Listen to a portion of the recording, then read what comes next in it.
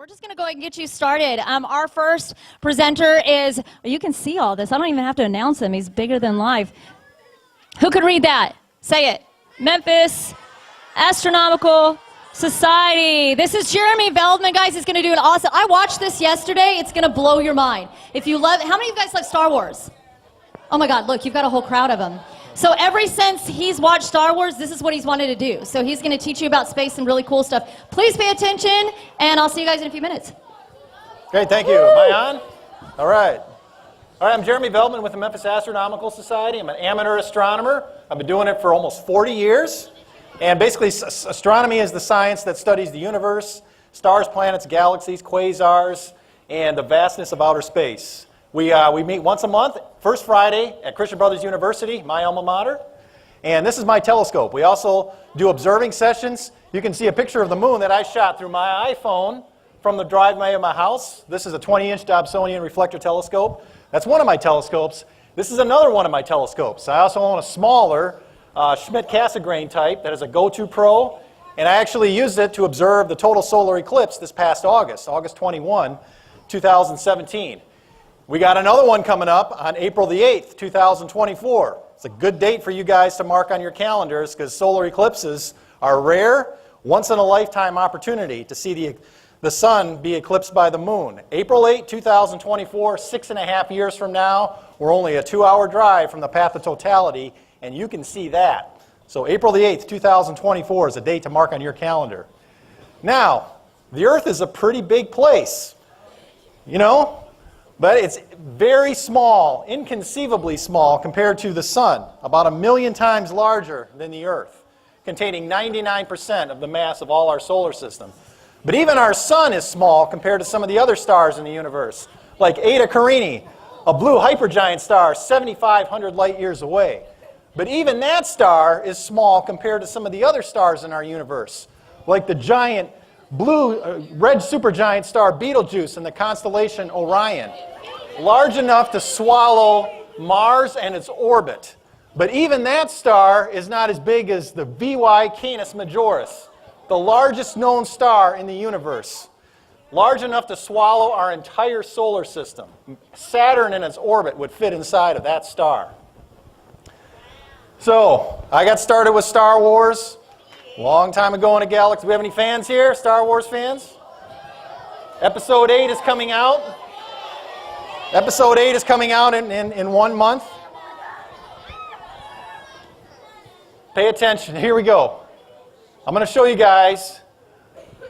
This is the most iconic image ever taken. This is an image of what's called the Hubble Ultra Deep Field. It was taken over a period of a couple of weeks. The Hubble Space Telescope just took one of the darkest, most interesting part of the sky and just sat there, collected photons for 2 weeks. Every blob of light that you see in this image, with the exception of 1 or 2, is a distant galaxy containing over 200 billion stars, as large or larger than our sun. What's even more amazing, the smallest points of light are 12 billion years into the past. Astronomy is a time machine. You don't only look out into space, you look back into time because you never see anything in the universe as it is. You see everything in the universe as it was. The most distant galaxies in this image, the light began its journey before the Earth even existed. Now, the section of sky that this image represents is 1/28 millionth of the sky. Imagine holding a grain of sand in your fingers at arm's length and looking through that grain of sand. Everything that you see in this image would fit inside of that grain of sand. There are over 100 billion galaxies in the observable universe. And of course, it was taken by the Hubble Space Telescope, 25 years in service, named after this man right here, Edwin Hubble. Now, for 2 centuries, human beings were building telescopes. It began about 1750, a breakout year for the building of telescopes. And they started to notice these little fuzzy patches, and they didn't know what they were. At that time, they thought there may be gas clouds as a part of our own Milky Way galaxy, thinking that the Milky Way was the entire universe. In 1923, Edwin Hubble looked at this, the Andromeda spiral, as it was known at that time. He measured the distance to the Andromeda spiral and figured out that was 2.3 million light years away. Not inside of our Milky Way galaxy. It's a separate island universe, a separate system of stars, just like our Milky Way galaxy. And in one night, October 23, 1923, he expanded the universe by a factor of 100 billion. That's why the Hubble telescope is named after him. This is our Milky Way galaxy, very similar to the Andromeda galaxy. And you can see the sun right here. If the sun were scaled down in size to the period at the end of a sentence in a book that you read, the Milky Way galaxy would be comparable in size to the continent of North America. It's one of over 200 billion stars that make up our galaxy. And we're located 27,000 light years from the galactic core. If I stand here, hold a ray gun in my hand, shoot it this way, and it orbits the Earth, it would pass through my body 7.5 times before I even began to fall to the ground. A round trip to the moon is 3 seconds. It takes light 8 minutes to get to the sun. And yet, even at those immense speeds, it would take over 27,000 years to travel from our sun to the center of our galaxy. Over 100,000 years to travel from one end of our galaxy to the other, and 2.5 million years to get from here to the Andromeda galaxy, the closest galaxy to our own. The universe is incredibly big. And when we look at the night sky, one of the tragedies is very few people have actually seen the Milky Way galaxy. This is a picture taken from one of the members of the Astronomical Society. She's not an astronomer. She actually is a loan officer, a good friend of mine. But sometimes at night, she drives out to the middle of the country, and this is a picture that she took.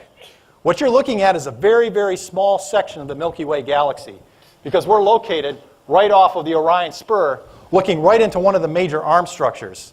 Of the 200 billion stars in our galaxy, on a clear night, we can only see 6,000 of them.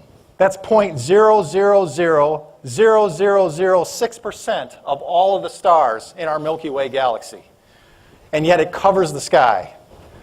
And our galaxy is one of only billions of them out there. Our Milky Way galaxy and the Andromeda galaxy cluster together because galaxies don't like to travel alone in the universe. So they cluster together in something called the local group, a group of over 54 galaxies spanning a distance of 10 million light years, containing Andromeda, Milky Way, Triangulum, and a bunch of smaller dwarf galaxies. At the speed of light, again, fire a ray gun, it passes through my body 7.5 times, orbiting the Earth before I even begin to fall. It would take you 10 million years to travel from one side of our local group of galaxies to the other. Well, it turns out that clusters of galaxies, they don't like to travel through the universe alone either. So our local group of galaxies is part of a local supercluster of galaxies called the Virgo supercluster. And here is the Virgo cluster right here. That's a part of our supercluster of galaxies. In fact, the Virgo cluster is one of our most popular targets at observing sessions. It's out in the spring. It's off of the constellation Leo. And you can see thousands of galaxies out there, part of the Messier catalog.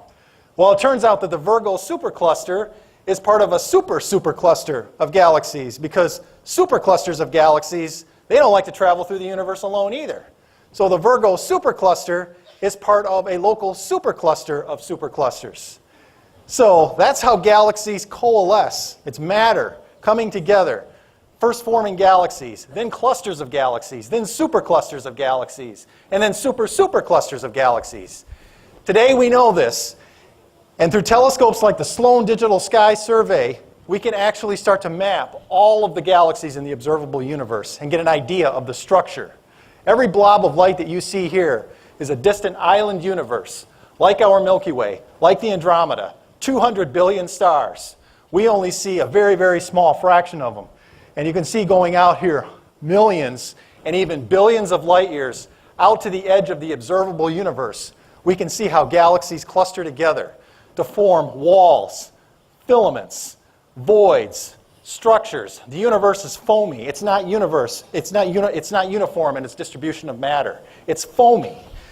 So here you can see it goes all the way out. You got large sections, and then all the way out even to the cosmic microwave background the fossilized light, the afterglow from the creation of the universe before anything even existed. We've mapped this out now, scientists. We can actually see what the universe looked like at the very beginning. And each these very, very small temperature fluctuations representing the seeds that would eventually become galaxies, stars, planets, people, you and me, back to the beginning of time. So, what is it about? Awe. Technology is nice, it's great, but there's a disconnectedness sometimes between what we really experience. The 11th emotion, awe, wonder, fascination. Albert Einstein wrote, one of the most inconceivable things about the universe is that it's conceivable. We can see all the way across it. And that's what we do at the Memphis Astronomical Society. We meet once a month, we have regular meetings, as well as observing sessions around town. Here you can see a presentation I did on the eclipse of August 21. And in addition to the sun and the moon, we also go out and explore the Messier catalog. Charles Messier, in the mid-1700s, cataloged over 110 deep sky objects. Again, at that time, there were little fuzzy patches. People didn't know what they were. We today know more about them. But things like the Orion Nebula, M42, you can see this time of year with the naked eye.